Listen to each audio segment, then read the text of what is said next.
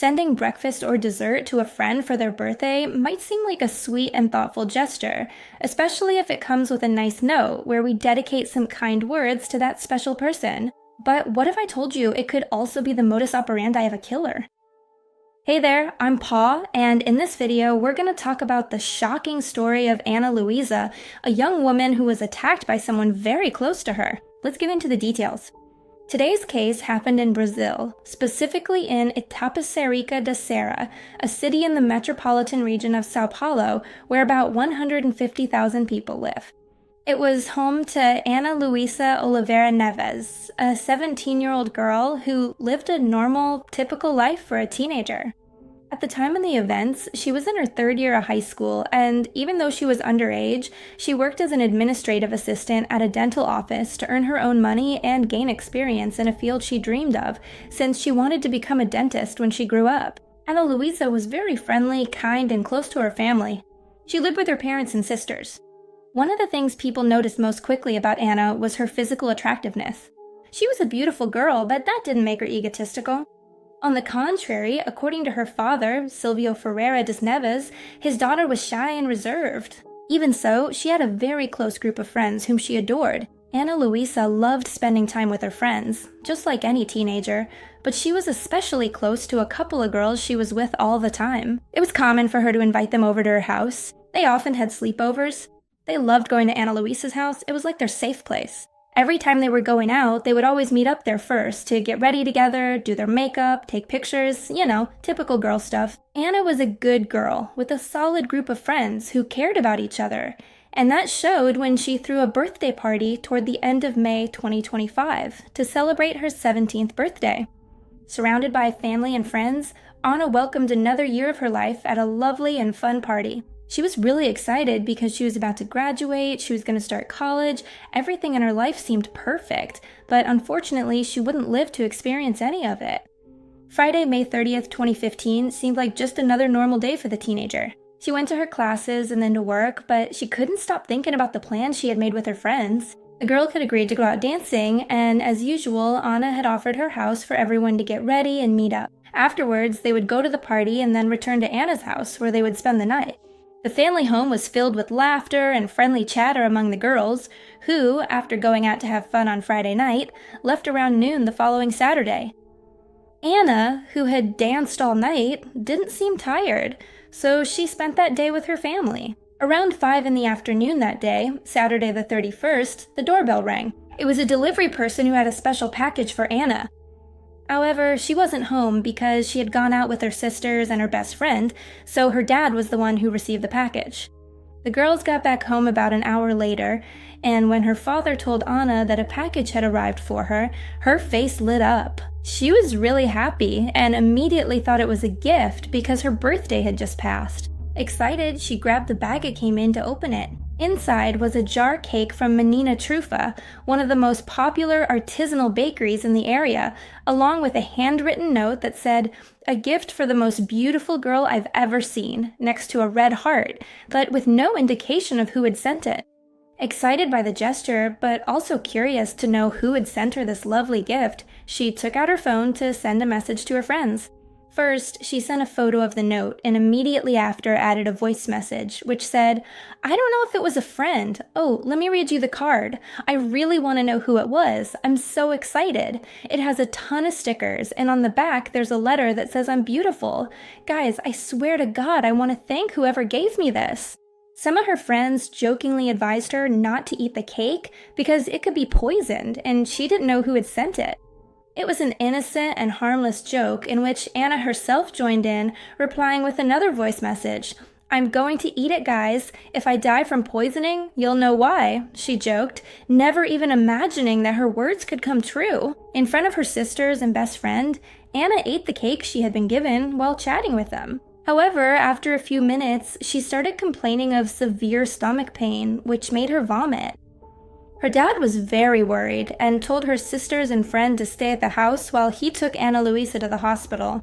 In the emergency room, the doctors focused on easing the pain the teenager was feeling and stopping the vomiting, since they believed Ana was suffering from food poisoning or that something she had eaten simply didn't sit well with her.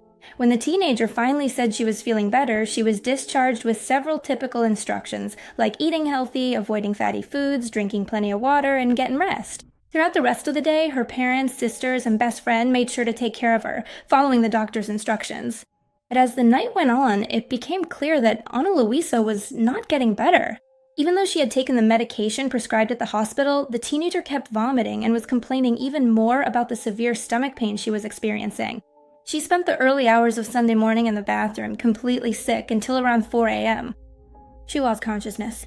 Her parents took her back to the hospital, this time accompanied by their daughters and Anna's best friend, who let the rest of their friends know what was happening through WhatsApp. Unfortunately, by the time they arrived at the hospital's emergency entrance, it was already too late. Ana Luiza showed no vital signs. According to the medical report on the case, 20 minutes before arriving at the hospital, Ana had suffered a cardiorespiratory arrest, so she was admitted without a heartbeat. She was also suffering from hypothermia and cyanosis. In other words, her lips and nails were blue due to lack of oxygen. Despite the efforts of the medical staff who received her, Ana did not survive, and her family's world completely fell apart when they heard the news. Anna's parents were so devastated by the news that it was a friend of theirs who went to the local police station to file a report, since the doctors had told them that Anna's death was not due to natural causes. She had all the typical symptoms of poisoning. The Sao Paulo Civil Police decided to start the investigation by looking for the motorcycle delivery driver who had come to Ana Luiza's house to deliver the package. The young man explained that he hadn't picked up the cake at the store, but had been hired by a girl who asked him to pick up the cake at another address. He provided the details he remembered about the girl, her physical description, how she paid him, and even her name. Without wasting any more time, the investigators went to Menina Trufa to rule out the possibility that the cake had left there poisoned, and to confirm the delivery driver's story. A brief conversation with the owner of the place confirmed his story. They had sold only one jar cake on Saturday, and both the description of the person who bought it and the payment method matched the name the delivery driver had given them earlier. When Ana Luiza's family was asked if the name sounded familiar, they couldn't believe it. It was Ana Luiza's best friend, the same one who had spent her last hours with her. With this information in hand, the police authorities went to the house where the teenager lived with her family, and under the watchful eyes of her parents, she was taken to the nearest police station to be questioned. In the interview room, sitting next to her parents and facing the detectives, the girl admitted that she was the one who had sent the cake to Ana Luiza and said she had done it as a simple prank. And as if that weren't enough, it wasn't the first time she had sent a poisoned cake to one of her friends. She confessed that just 15 days earlier, she had done the same thing to another friend. The delivery man confirmed that he had been hired 2 weeks earlier to deliver a very similar gift to another girl in the group, who, after eating the cake, began to show stomach symptoms very similar to Ana Luiza's, with the difference being that her symptoms didn't get worse, and fortunately, she didn't lose her life. Although she insisted that they had just been tasteless pranks with no intention to cause harm, a brief conversation with the rest of the friend group, which included both the victims and the perpetrator, suggested that this wasn't as innocent as it seemed, but rather stemmed from the fact that the two guys she liked showed interest in her friends and not in her. Her self-esteem issues made her feel inferior to her friends, who were more attractive, and driven by jealousy, she decided to poison them. Thanks to what she told the detectives, we know that she planned everything, starting on May 14th, when she bought arsenic trioxide online for a total of 80 reals, which is about $14.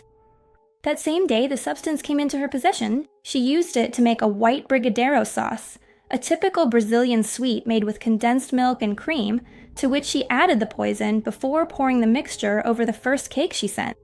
When she realized she could make one of her friends suffer anonymously and without facing any consequences, she decided to pull the prank again, this time with Ana Luiza Oliveira. Although we can't know for sure whether her goal was just to give her a hard time like she did with her previous friend, or to literally end her life as she did.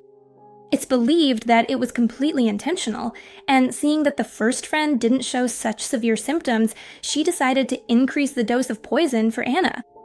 Because the perpetrator is a minor, the Brazilian Constitution does not allow her information to be made public. And as attorney Rafael Paiva explained, her case must be tried in juvenile court, since in this country, minors are considered not criminally responsible, no matter what kind of crime they commit. In other words, no matter how serious the crime committed is, in Brazil, the law considers it an infraction and not a crime as such. Immediately after the teenager confessed to being responsible for Ana Luiza's death, the civil police requested a 45-day preventative detention from the juvenile court, so the perpetrator was transferred to Funda Casa Casa, where she is awaiting trial. The presiding judge will have to decide which socio-educational measure to impose. As I mentioned, in Brazil, minors don't go to prison, and if they are sentenced to a specialized institution for juvenile offenders, they can only stay there for up to 3 years, so this girl could remain in custody even after reaching adulthood. Silvio, Ana Luiza's father, shared a bit more about the horror he experienced during his daughter's final hours and how the killer accompanied them with such coldness during that time. He said, "This girl stayed over at my house. She was there through the whole ordeal. She saw her get sick, she saw when I took her to the hospital, and the next day she also saw my daughter collapse in the bathroom and didn't react. And after my daughter died, she hugged me."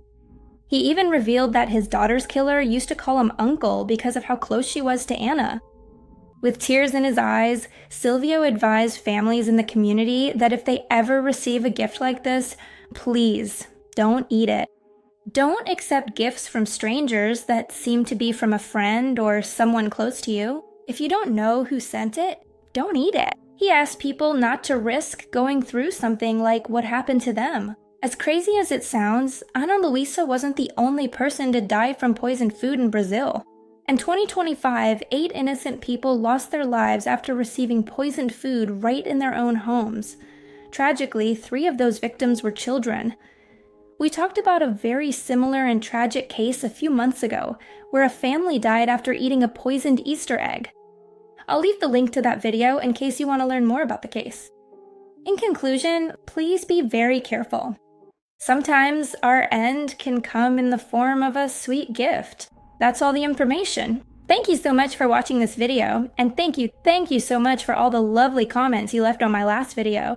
It feels so good to be back, and thank you so much for still being here. If you liked the video, please give it a like. If you haven't subscribed yet, you should subscribe and turn on the notification bell so you get notified every time I upload a new video. I have a vlog channel, follow me on my social media. I love you so much, and I'll see you in the next one. Bye!